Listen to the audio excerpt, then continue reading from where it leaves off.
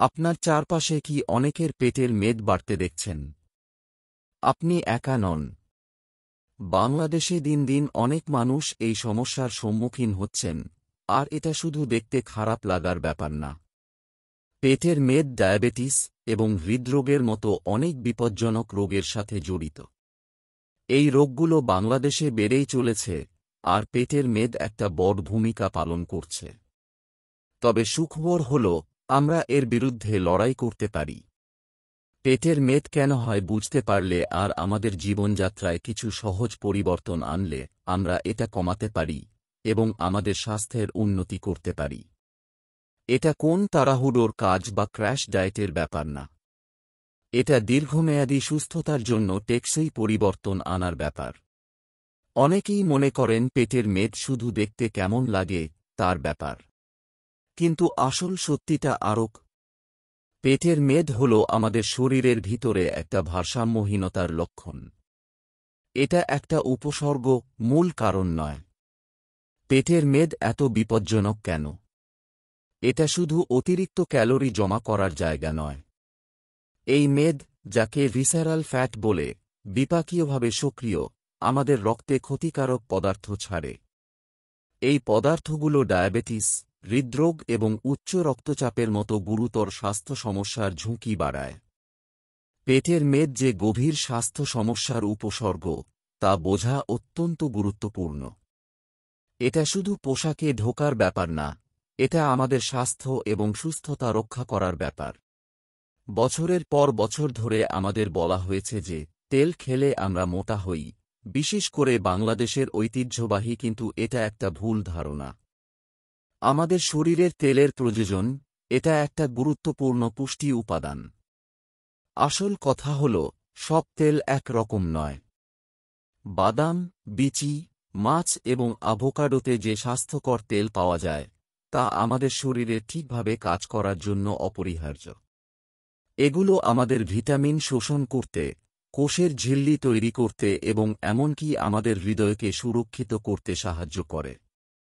গুরুত্বপূর্ণ হল স্বাস্থ্যকর তেল বেছে নেওয়া এবং পরিমিত পরিমাণে খাওয়া।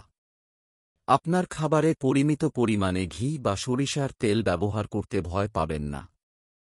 অস্বাস্থ্যকর তেল সীমিত রাখার সাথে সাথে স্বাস্থ্যকর তেল আপনার খাবারে যোগ করার দিকে মনোযোগ দিন। পেটের মেদ বোঝার জন্য আমাদের ইনসুলিন নিয়ে কথা বলতে হবে।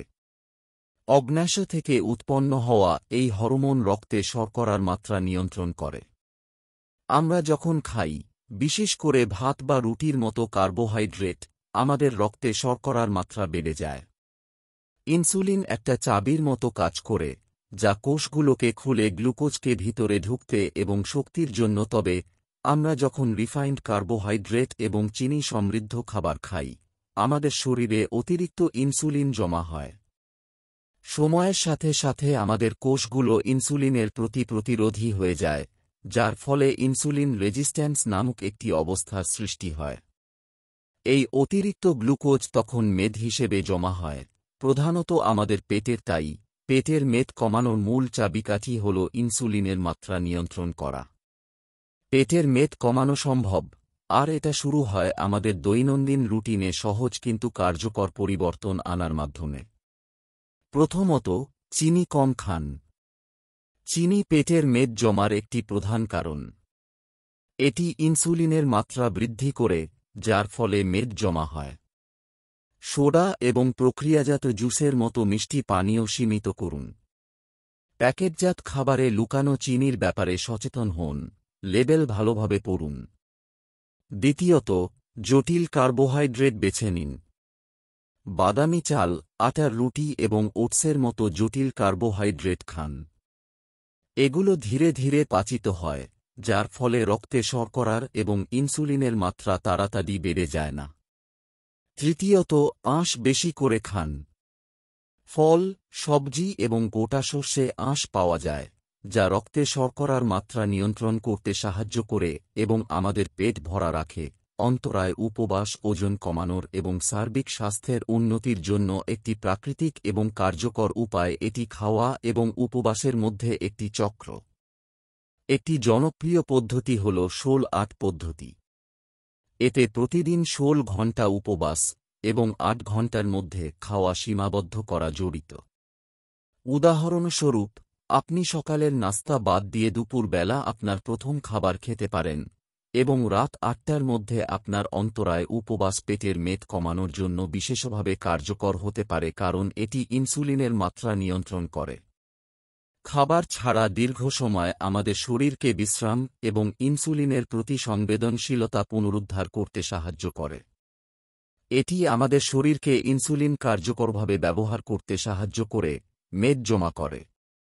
আমরা যখন উপবাস করি, আমাদের শরীর শক্তির জন্য জমা হওয়া মেদ ব্যবহার করে, যার ফলে মেদ কমে, বিশেষ করে পেটের চারপাশে। মনে রাখবেন, অন্তরায় উপবাস শুরু করার আগে আপনার ডাক্তারের সাথে পরামর্শ করুন, বিশেষ করে যদি আপনার কোন অন্তর্নিহিত স্বাস্থ্য সমস্যা থাকে। পেটের মেদ কমানো মানে নিজেকে বঞ্চিত করা নয়, এটা হলো একটা স্বাস্থ্যকর, সুখী আপনার জন্য ইতিবাচক পরিবর্তন আনা।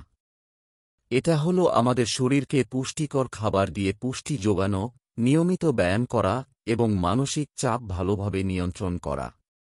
ধৈর্য ধরুন এবং নিয়মিত হন। ট্যাক্সিভাবে ওজন কমানো সময় সাপেক্ষ। আপনার জীবনযাত্রায় ধীরে ধীরে পরিবর্তন আনার দিকে মনোযোগ দিন এবং সেগুলো মেনে চলুন। আপনার শরীরের কথা শুনুন। আপনার শরীরের ক্ষুধা এবং পরিতৃপ্তির সংকেতগুলোর প্রতি মনোযোগ দিন। সুস্থতার একটি সমগ্র দৃষ্টিভঙ্গি গ্রহণ করুন এবং একটি স্বাস্থ্যকর, আরও প্রাণবন্ত আপনার যাত্রা উপভোগ করুন।